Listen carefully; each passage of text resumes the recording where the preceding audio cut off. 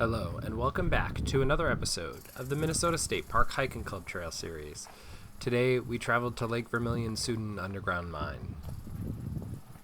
Lake Vermilion Soudan Underground Mine was established as a state park in 1963, approximately 2 years after the nearby Bearhead Lake State Park was opened, boosting the public recreation in the area. More recently, the park was expanded when an additional 2,848 acres was purchased from U.S. Steel to protect the shoreline of Lake Vermilion, originally established as Lake Vermilion State Park. In 2014, the two state parks merged to finish the acquisition, essentially tripling the size of the original park's 1,200 acres.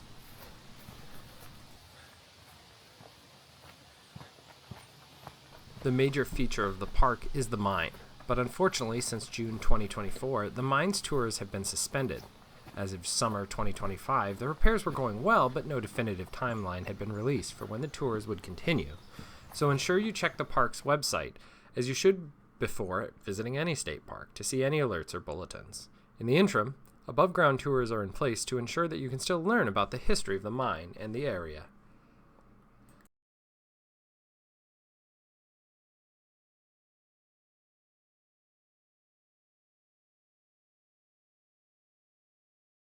Historically speaking, the name implies it was once an active mine. According to the DNR website, the park's lands have been involved in mining for nearly 6,000 years.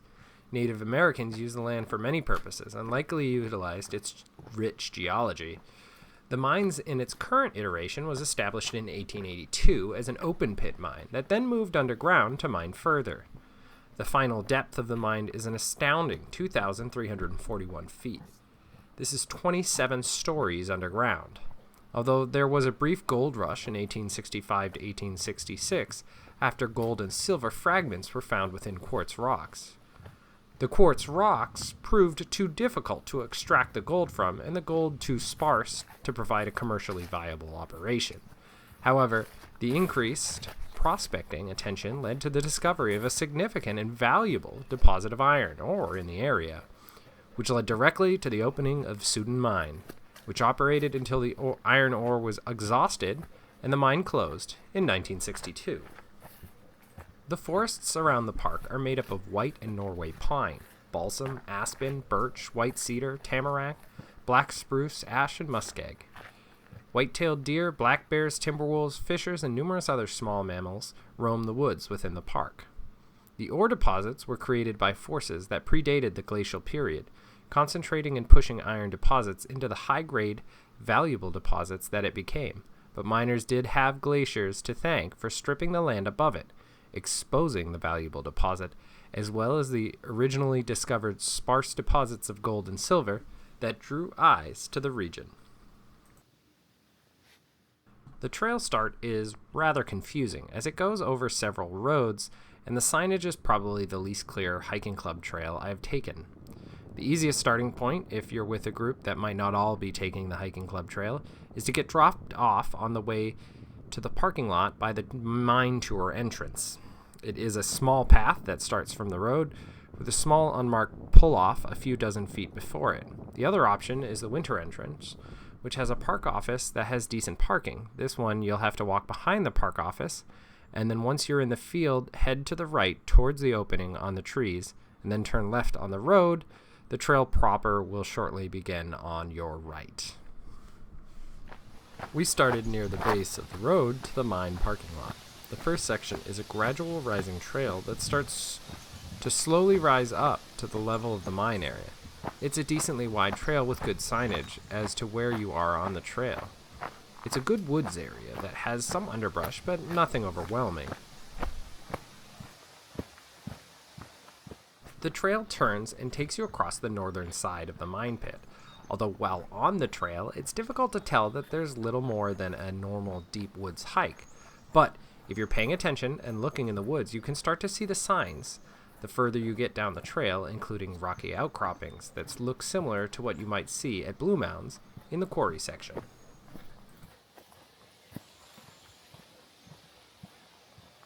Eventually, the trail turns once more and starts to wind around. This is where the more obvious signs of mining activity start to come into play. There's one particular part where the trail travels between two large pits. The area is easy to identify because there is wire fences on either side of the trail, one right up to the trail and the other off a bit within the underbrush, closer to the ledge. Be careful with your little hikers, as the wire fence is partially wired with barbed wire, so just be aware of that.